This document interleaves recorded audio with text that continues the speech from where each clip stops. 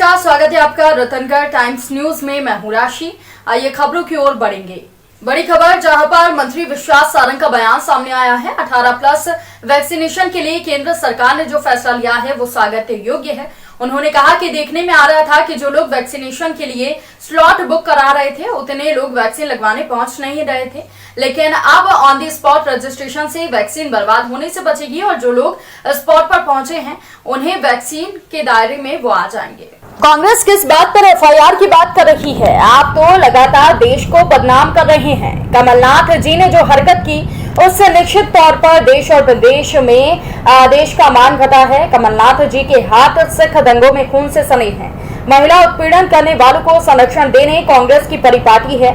चाहे नैना साहनी हत्याकांड हो या फिर सल्ला मिश्रा हत्याकांड, कोरोना के इंडियन वेरिएंट की बात कहकर कमलनाथ ने देश का अपमान किया है और जब एफआईआर हो गई तो अब अनर्गल एफआईआर करने की मांग कर रहे हैं। इस कोरोना काल में सरकार ने अपनी जिम्मेदारी का पूर्ण रूप से निर्वाह किया है।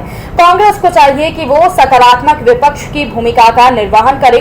नर्सों की हड़ताल पर चिकित्सा शिक्षा मंत्री ने कहा कि ये आपदा के अवसर है और मैं मानता हूं कि ऐसे अवसर भी सभी बड़ों को मिलकर आपदा से निपटना है। ये मौका हड़ताल का नहीं है। वो मुझे उम्मीद है कि स्वास्थ्य विभाग के सभी कर्मचारी इस बात को मानेंगे। हमारी सरकार सभी वर्गों के कर्मचारियों को लेकर चलने वाली सरकार है। हम बैठकर इसका हल निकाल लेंगे।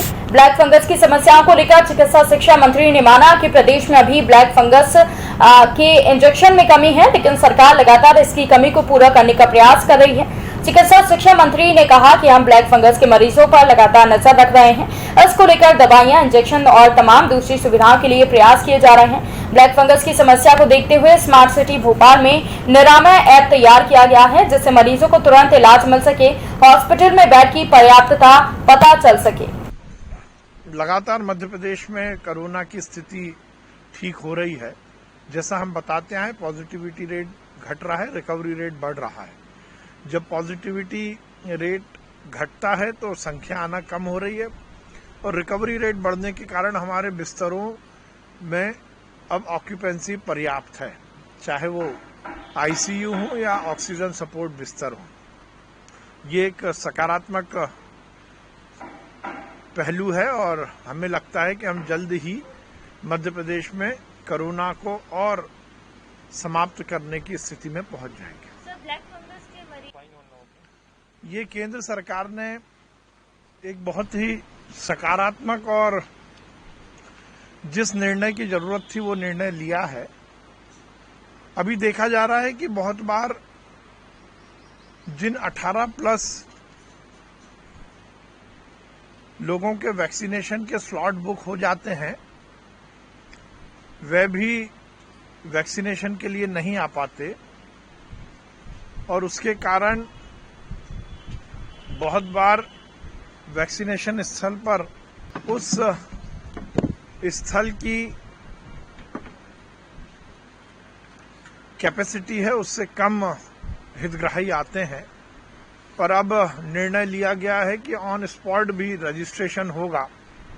यदि किसी स्थल पर कुछ कम हितग्राही आते हैं तो जितना जो लोग स्पॉट पर पहुंचे हैं उनका उसी समय रजिस्ट्रेशन होकर वो वैक्सीनेशन के दायरे में आ जाएंगे, उसके कवरेज में आ जाएंगे। ये एक अच्छा निर्णय है और इसकी शुरुआत हम मध्य प्रदेश में कर रहे हैं। देखिए, किस बात पर एफआईआर की बात कर रहे हैं? आप तो लगातार इस देश का मान और सम्मान घटा रहे हो। कमलनाथ जी ने जो हरकत की है उससे निश्चित रूप से इस देश का मान और सम्मान अंतर्राष्ट्रीय स्तर पर गिरा है। लाशों पर राजनीति करना और मौतों का उत्सव मनाना ये कांग्रेस की फितरत है। कमलनाथ जी के हाथ तो 1984 के सिख दंगों के खून से भी सने हुए हैं। महिला का उत्पीड़न करना और महिला को उत्पीड़ित करने वाले व्यक्ति को संरक्षण देना ये कांग्रेस की परिपाटी है। चाहे वो नैना साहनी कांड हो या सरला मिश्रा कांड, लगातार कांग्रेस के नेताओं ने महिलाओं को उत्पीड़ित किया है और उन कांग्रेस के नेताओं के जब कत्थे चिट्टे सामने आते हैं तो वो अनर्गल बयानबाजी करते हैं। कोरोना के इंडियन वेरिएंट की बातें करके कमलनाथ जी ने पूरी दुनिया में हिंदुस्तान का नाम बदनाम किया है।